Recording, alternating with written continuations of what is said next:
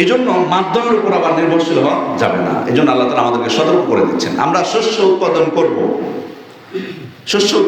আমরা যদি ঘরে বসে বলি আল্লাহর উপর তাওয়াক্কুল করলাম, জমিতে ফসল হয়ে যাও, গম হয়ে যাও, ধান হয়ে যাও, হবে না। আমাদেরকে প্রচেষ্টা করতে হবে।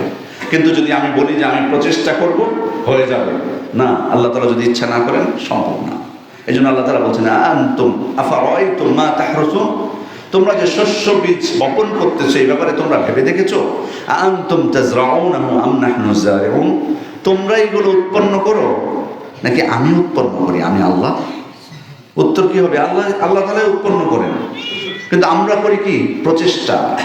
এই জন্য আল্লাহ তাআলা সতর্ক করে দিয়ে বলছেন লাউ নাশাউ লাজআলনাহু হুতামা, আমি ইচ্ছা করলে এগুলোকে খড়কুটায় পরিণত করতে পারতাম। ফাযালতুম তাফাক্কাহুন, এরপর তোমরা হতবুদ্ধি হয়ে পড়তে। ইন্না লামুগরামুন, তোমরা বলতে যে আমরা নিশ্চিত ধ্বংস হয়ে গেছি। বাল নাহনু মাহরুমুন, আমরা তো বঞ্চিত হয়ে গেলাম। আপনি প্রচেষ্টা করবেন, সার থেকে শুরু করে পানি থেকে, আপনি কোনো প্রকার কার্পণ্যতা করলেন না, কিন্তু যখন ফসল হলো, বন্যা চলে আসলো, কি লাভ হলো? আপনি তো মাধ্যম গ্রহণ করেছেন কিন্তু কোনো কিছু লাভ করতে পারলেন না। এই জন্য তাওয়াক্কুল থাকবে আল্লাহ তাআলার উপর। এই জন্য ইব্রাহিম আলাইহিস সালাম কি বলেছিলেন? ওয়াল্লাযী হুয়া ইউতঈমুনি ওয়া ইয়াসকিন, তিনি আমাকে খাওয়ান এবং তিনি আমাকে পান করান। ওয়া ইযা মারিদতু ফাহুয়া ইয়াশফিন, যখন আমি অসুস্থ হই তিনি আমাকে সুস্থতা দান করেন। আমরা যখন খাবারের প্রয়োজন হয়, আমরা যদি তাওয়াক্কুল করি, খাবার কি আমার সামনে চলে আসবে? না।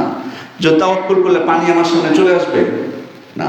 এটা মাধ্যম গ্রহণ করি মাত্র, কিন্তু খাওয়ান এবং পান করান আল্লাহ তাআলা। অসুস্থ হলে ডাক্তারের কাছে যায়, কোনো সমস্যা নেই, কিন্তু এই বিশ্বাস থাকতে হবে আল্লাহর উপর যে একমাত্র সুস্থতা দানকারী হচ্ছেন, শিফা দানকারী হচ্ছেন আল্লাহ তাআলা।